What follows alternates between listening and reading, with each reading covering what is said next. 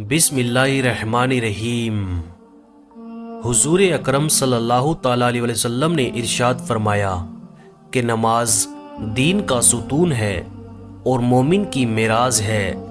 रसूल अल्लाह सल्लल्लाहु ताला अलैहि वसल्लम ने इरशाद फरमाया कि जो शख्स नमाज में सुस्ती करेगा या नमाज अदा नहीं करेगा तो बेनमाजी को अल्लाह ताला 15 किस्म की दर्दनाक सजाएं देगा। इनमें से 6 सजाएं इंसान को दुनिया ही में मिल जाती है और 3 किस्म की सजाएं इंसान को मरते वक्त मिलती है और 3 किस्म की सजाएं इंसान को कब्र के अंदर मिलती है और 3 किस्म की सजाएं इंसान को मरने के बाद हशर में दी जाएंगी।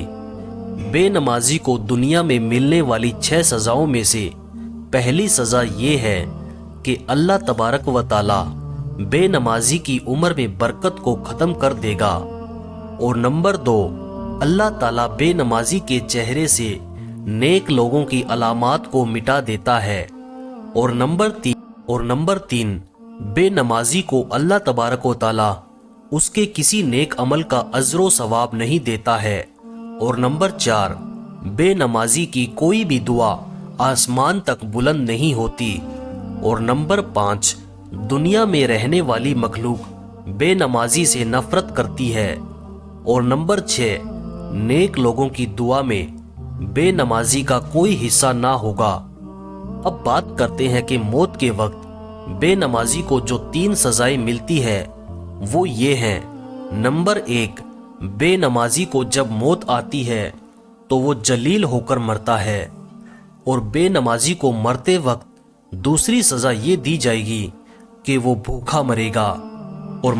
और मरते वक्त बेनमाजी को तीसरी सजा ये दी जाएगी कि उसको इस शिद्दत से प्यास लगेगी कि अगर पूरी दुनिया का पानी भी उसको पिला दिया जाए तो इसके बावजूद भी उसकी प्यास ना बुझेगी। अब बात करते हैं कि बेनमाजी को कब्र के अंदर कौन कौन सी सजाएं दी जाएंगी। कब्र के अंदर जो पहली सजा दी जाएगी वो ये है कि अल्लाह ताला बेनमाजी पर उसकी कब्र को तंग कर देगा और कब्र बेनमाजी को इस तरह दबाएगी कि इसकी पसलियां टूटकर एक दूसरे के अंदर पेबस्त हो जाएंगी। और नंबर 2 बेनमाजी की कब्र में अल्लाह तबारक व ताला आग भड़का देगा। इस आग के अंगारों में बेनमाजी दिन रात जलता रहेगा और उसको ये दर्दनाक अजाब होता रहेगा। और नंबर 3 कब्र के अंदर बेनमाजी पर अल्लाह तबारक व ताला एक ऐसे सांप को मुसल्लत करेगा जिसकी आंखें आग की और नाखून लोहे के होंगे और उसके हर नाखून की लंबाई 1 दिन की मुसाफत की होगी।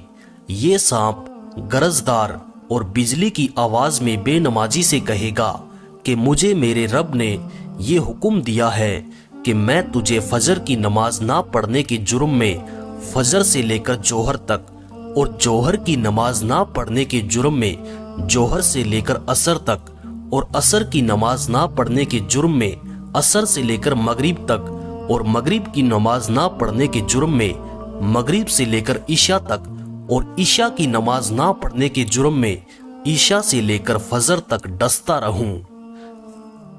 ये खौफनाक सांप जब बेनमाजी को एक जरब लगाएगा तो मुर्दा 70 हाथ जमीन के अंदर धंस जाएगा।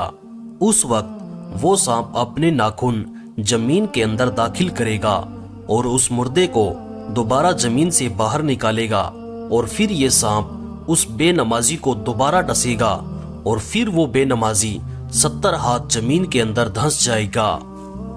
बेनमाजी को ये दर्दनाक अजाब मुसलसल कयामत तक होता रहेगा।